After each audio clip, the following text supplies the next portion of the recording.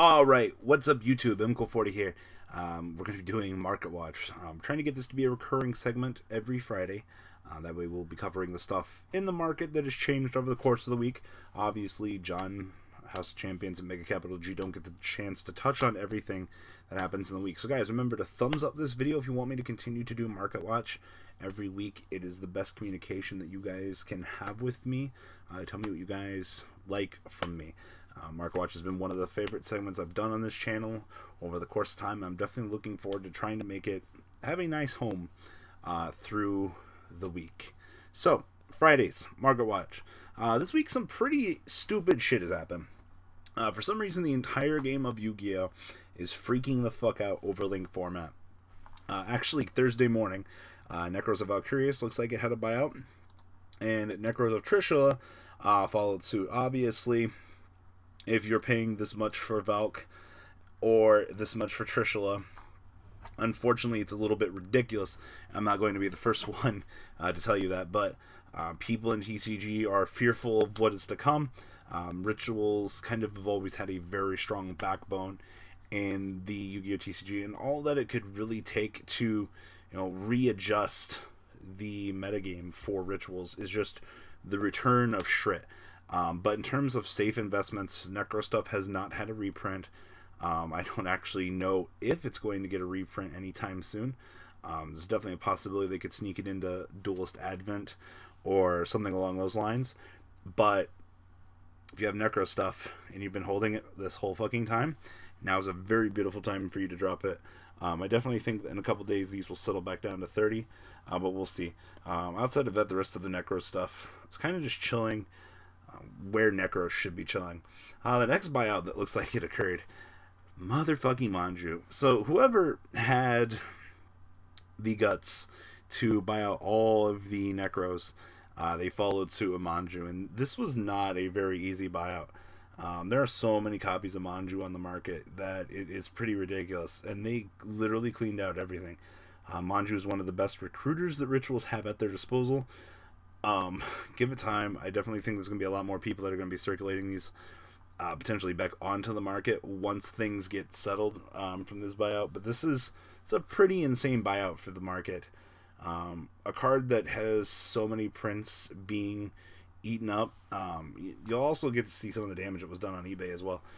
Granted, there are some floating around for $5, and that's a little bit more of a harsh buyout considering TCG player. But I would definitely agree that sitting on $6 for a Manju is definitely where the card should be in terms of value for how insane the card is for its recruitability. But definitely it was a very harsh buyout. A lot of money was dropped. If you guys have these, you might want to consider riding the hype train and just dropping them now. God, my puns are incredibly terrible.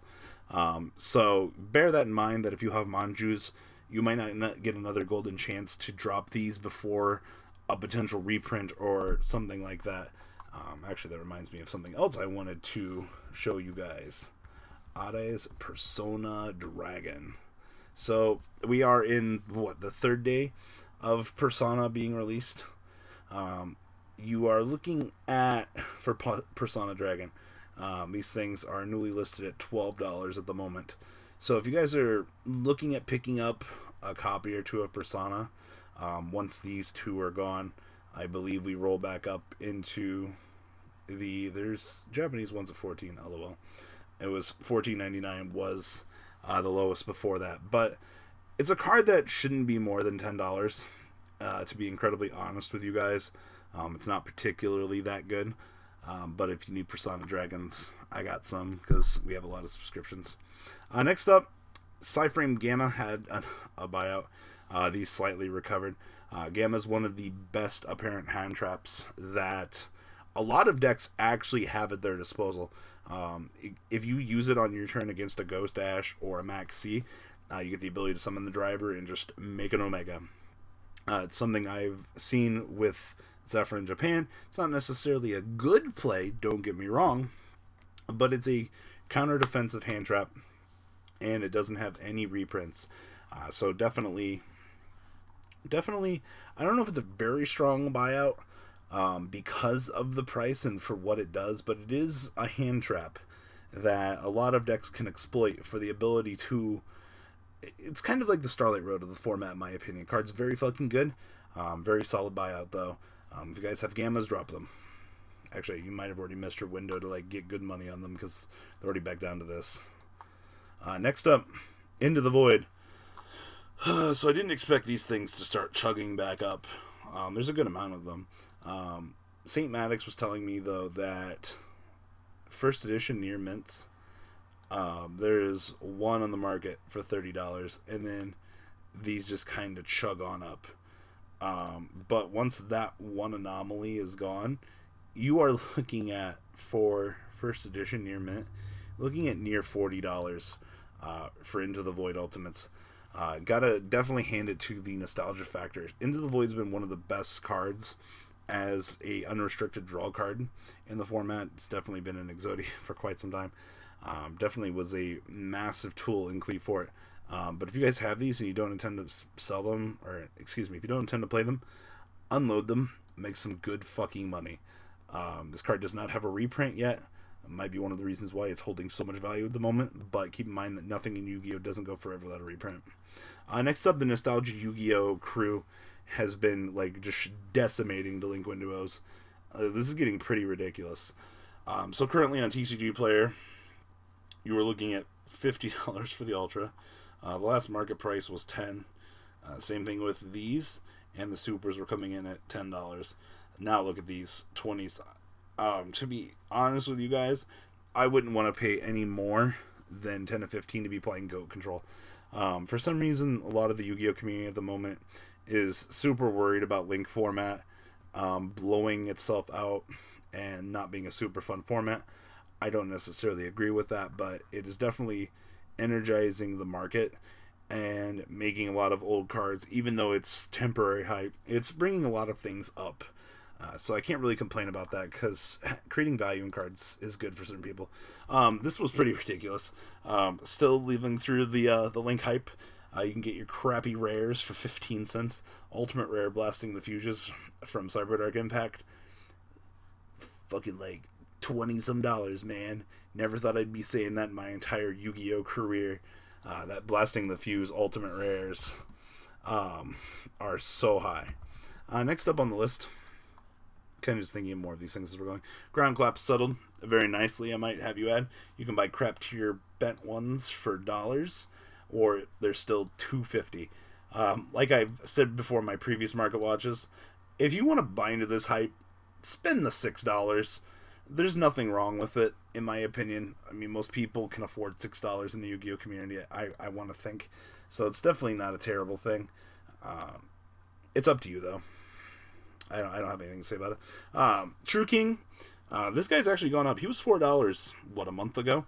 So if you guys were wanting potentially a really good pickup, you should have picked these up at 4s, because these things are $7 a piece now.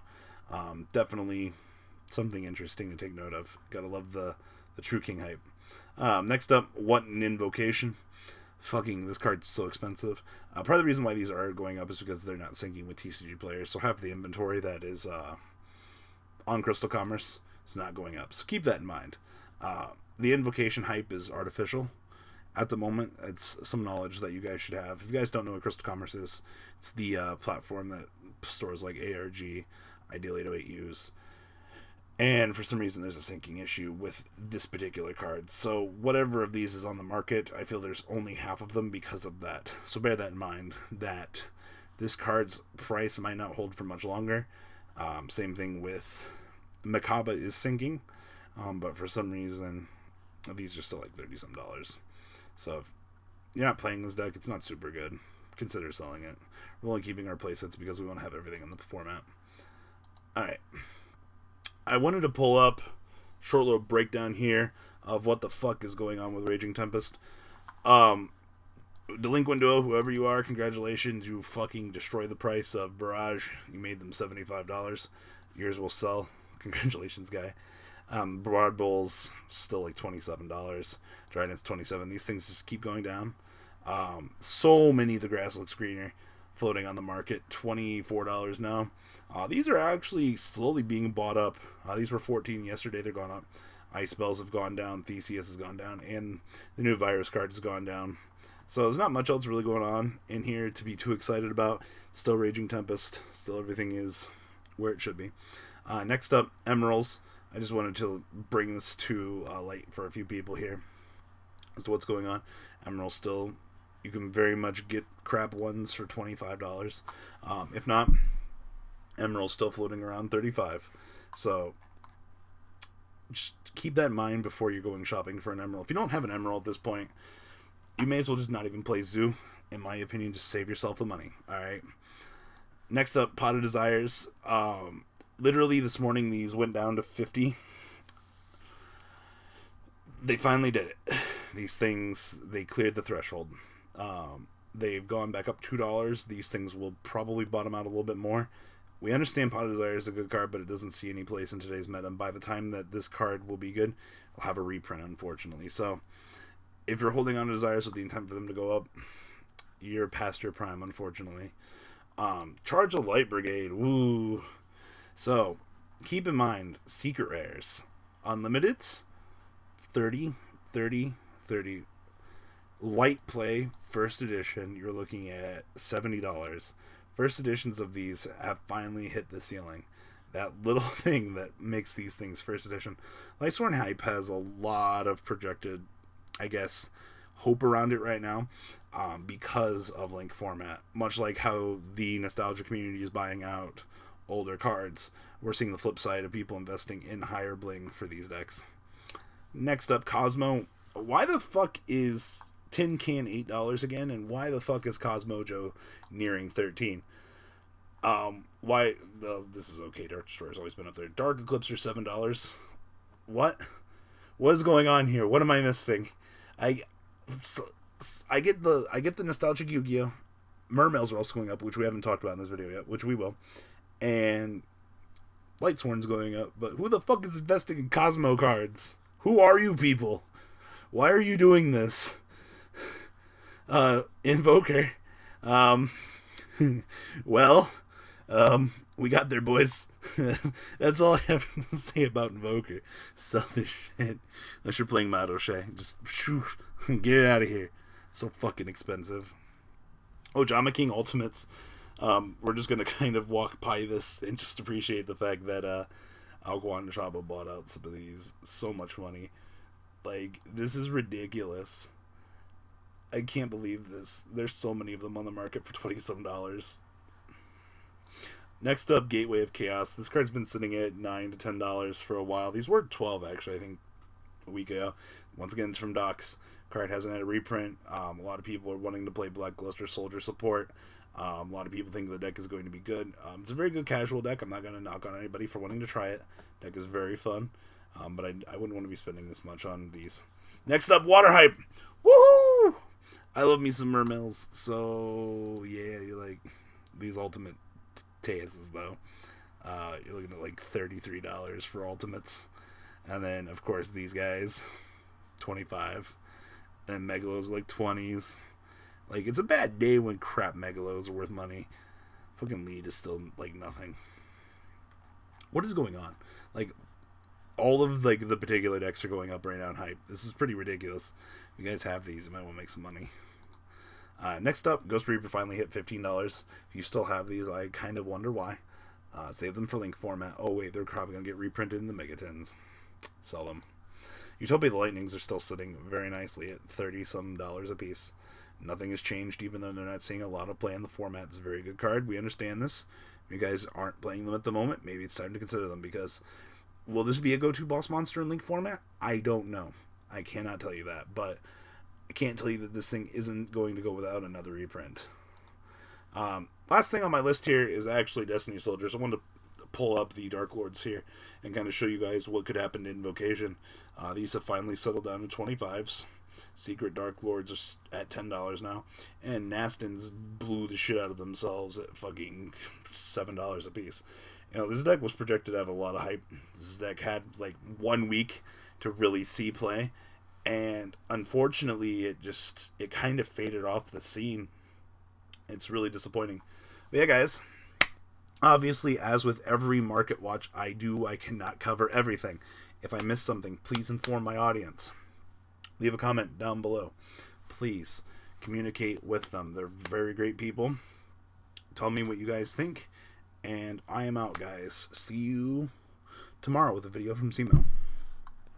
Yugi Chat Part. That's not all, folks. Please subscribe if you enjoyed this video. Please check out my Cardfight Vanguard channel, VanCole40. You guys will get an insight on our playtesting sessions. And please check out the Zodiac Duelist TV Twitch stream. That way you guys can follow the House of Champions and MCole40 interactions. Please check out MCole Games for all of your guys' trading card game needs. And if you guys enjoyed this content, please check out my Patreon in the description. Every bit helps to the creation of these videos. One step at a time in improvement, and that's the goal of this channel. Alright guys, have a good time, and thanks for watching.